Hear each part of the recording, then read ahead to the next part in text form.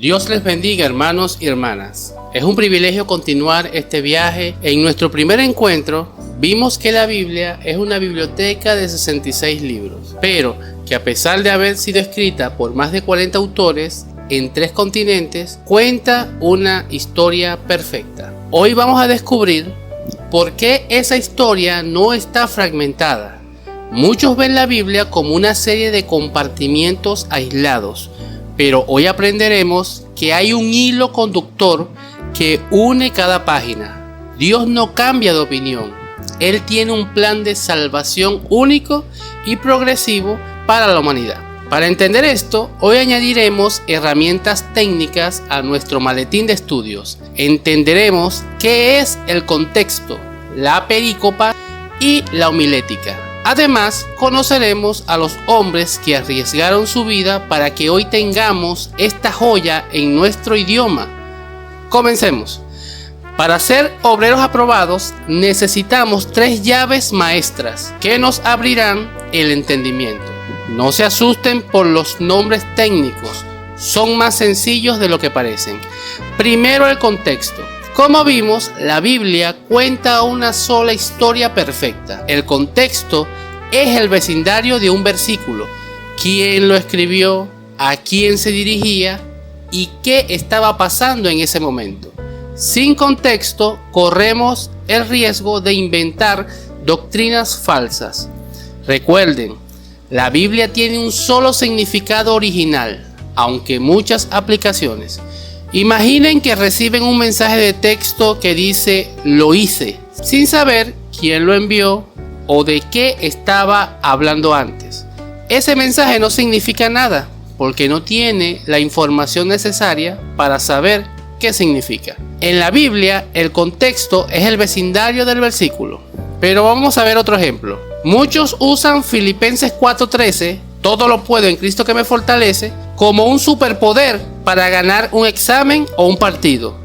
Pero si miramos el contexto, los versículos anteriores, Pablo está hablando de estar contento tanto en la escasez como en la abundancia. El contexto nos enseña que el plan de Dios es darnos fuerza para mantener nuestra fe en cualquier circunstancia, no para cumplir caprichos personales. Segundo, es la perícopa. Y esto es simplemente un fragmento o párrafo de la Biblia que tiene un sentido completo. En lugar de leer versículos aislados que a veces nos confunden, aprenderemos a estudiar perícopas, es decir, bloques de pensamiento donde Dios entrega una idea completa. Esta palabra suena extraña, pero la usan todos los días. Una perícopa es simplemente un bloque de texto con un sentido completo. Ejemplo, ¿se han fijado en los títulos que aparecen en negrita arriba de los párrafos en sus Biblias? Cada vez que usted lee un capítulo, siempre están divididos por un texto en negrita encima de los versículos. Por ejemplo, la parábola del sembrador, el hijo pródigo, el hombre de la mano seca, la armadura de Dios, y entre muchos. Toda la Biblia está llena de perícopas. Esos títulos no fueron inspirados por Dios, fueron puestos por los traductores para ayudarnos a identificar las perícopas. Estudiar por perícopas nos ayuda a ver el mensaje completo que el Espíritu Santo quiso transmitir en esa sección, en lugar de saltar de versículo en versículo, perdiendo el hilo de la historia. Y por último, tenemos la homilética. Si la hermenéutica es entender lo que Dios dice, la homilética es el arte de comunicar esa verdad. ¿A quiénes? A los demás, de forma clara y ordenada. Es llevar el pan del cielo a la mesa de los demás. Es decir, ya sé lo que este versículo significa. Ahora, ¿cómo se lo explico a los demás? Esa es la homilética. Si la hermenéutica es el arte de interpretar, o sea, de cocinar el alimento, la homilética es el arte de comunicar, servir la mesa. Ejemplo, un padre que le explica a su hijo por qué Dios envió a Jesús usando un dibujo sencillo, está haciendo homilética.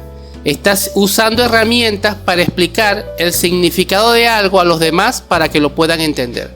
En este curso aplicamos la homilética. Tenemos un conocimiento que queremos transmitirle a ustedes y tenemos que buscar la manera de cómo explicárselo para que ustedes lo puedan entender y no se pierdan.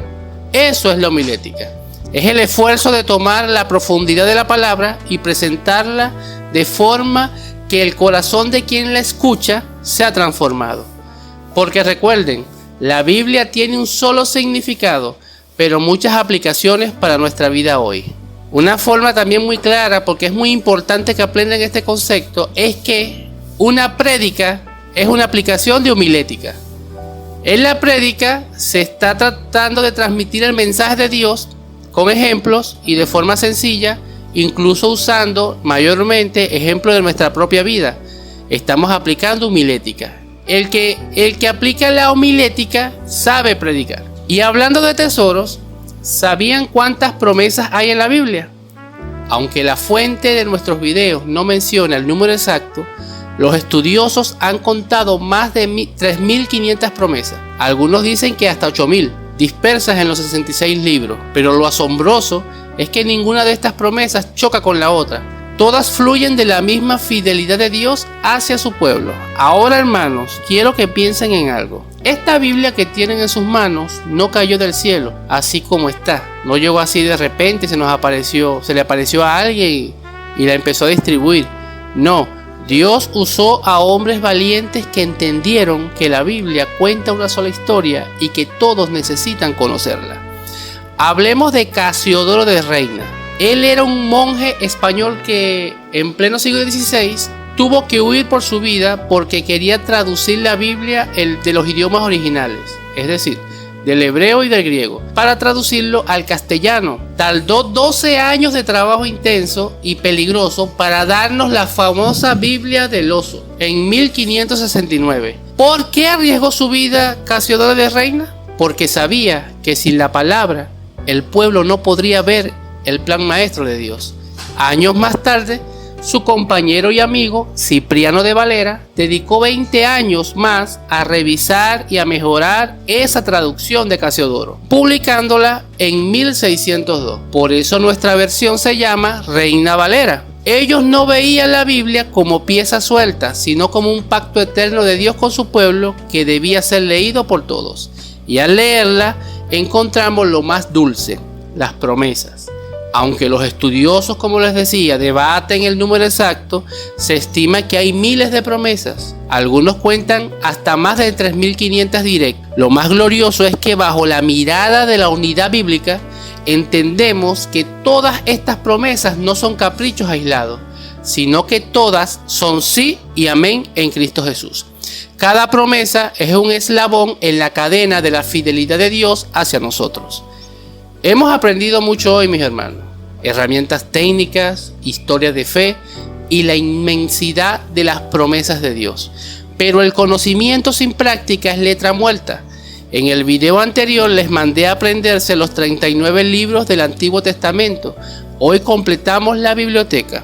Su tarea es memorizar los 27 libros del Nuevo Testamento en orden, desde Mateo hasta Apocalipsis, así como su número de capítulos. También los conceptos de contexto, perícopa y homilética. Y un extra, las biografías de Casiodoro de Reina y Cipriano de Valera. Usen la técnica que les enseñé, de 5 en 5. Repítanlos mientras caminan, mientras trabajan, hasta que los tengan grabados en su mente.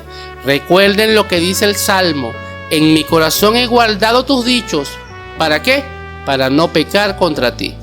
Al aprender el orden de los libros, están trazando el mapa de la redención en su cabeza. Nos vemos en el próximo capítulo. Recuerden tomar capture. Aquí en el primer comentario les dejo el examen del capítulo 1 para los que nos ven de otros lugares. Y próximamente veremos cómo esta biblioteca llegó finalmente a nuestras manos. Las nuevas versiones de la Biblia son confiables. Todo eso lo aprenderemos en el próximo capítulo. Dios les bendiga.